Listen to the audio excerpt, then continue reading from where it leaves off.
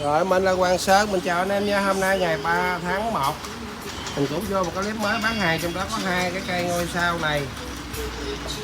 Mình bán anh em 130 bao xếp hai cây này, máy rất là đẹp. Nati 12V nha. Thân máy với vỏ pin. 130 bao xếp cho anh em. Cây bắn dít này cũng Nati luôn, rất là đẹp luôn. Cũng 130 bao xếp cho anh em luôn ha. Hai cái máy này giá là hơi đặc biệt. Thành ra lúc 6 giờ chiều á, mình phát sóng lúc 6 giờ chiều, khi nào mình bỏ hai cái máy này lên trên màn hình, anh em nào nhanh thì mình chốt trước cho anh em đó.